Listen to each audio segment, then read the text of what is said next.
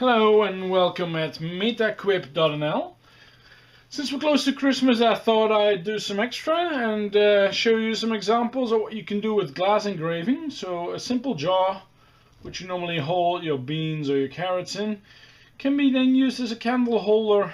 Nice to put additional on the table, or maybe to please the kids, having a candle safe on the table.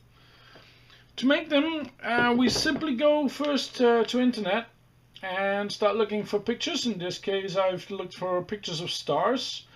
It's general, you can find them under drawings. There's plenty of options to choose from, and you just simply save the image, and in this case I replace it since I already saved it. Just the standard JPEG is working fine, but also PNGs will work perfectly. Okay, so we have the picture. Next step up is starting up LaserCut. Make sure you install the dongle, of course, into your computer to get the right version to work. You will see that I have a very small working area. That's because it's already set for the rotary chuck. First we need to import that picture, so File, Import, and then we're going to look in this directory to find the picture of star pattern. Open, and we can see it's quite large. That's very simple to shrink.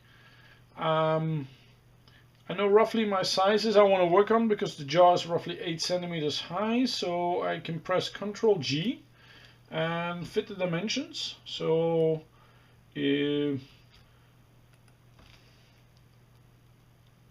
way to do it is click on the picture, go to the corner, and when you press the control button, it will scale more or less in the same size, so it doesn't lose its ratio.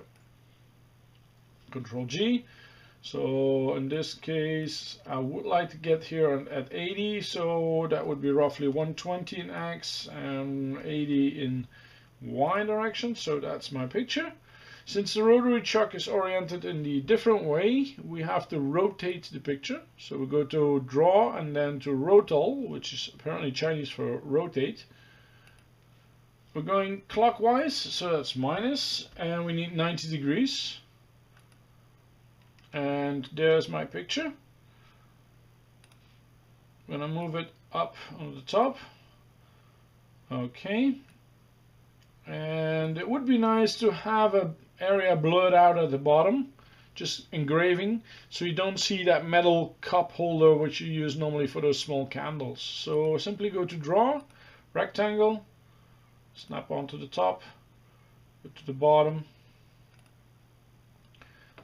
Control G, say we need a height of 16 and a Y of 120. Okay, now it's not fitting anymore perfectly, but that's easy to solve. Just pick it up and drag it to its position. Okay, good enough. Let's zoom out and zoom in so we have a full screen. Okay, then we want to go to our engraving settings. I have chosen a speed of 300, a power of 35 watt, and a scan gap of 0.05. Normally for glasses 0.1 would be good, but we're dealing here with thin lines and I do not want them being dotted out, so that's why I stayed at the 0.05. It will go, of course, take a longer time at the machine to engrave. Okay, I will pick up my PC right now, go to the machine in my garage, download the file into the machine, and there we will pick up the video and make the next moves.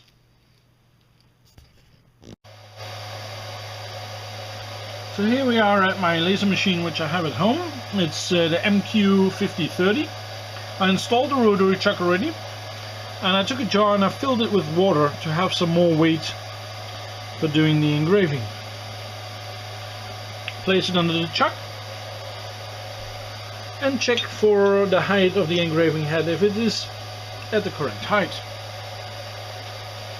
Already uploaded the file into the system, so let's press start and we should be ready to go.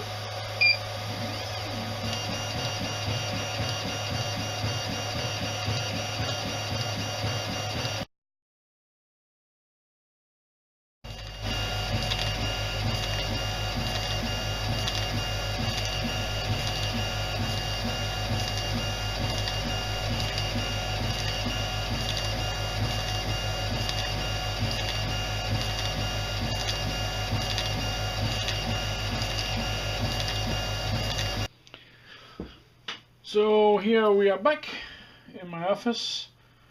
You can clearly see the jar. The stars are neatly engraved into it. It's a nice effect. Bottom is blurred out. So it's just put more on it. So already showed this one before, huh? Snowman and a nice scenery, different snowman. All kind of different ideas. I would say the internet is fully lit with all kind of nice pictures that you can use. So have fun, have a very good Christmas, and we hope to see you in 2015 at MetaQuip if you're interested in lasers and 3D printing. Bye bye.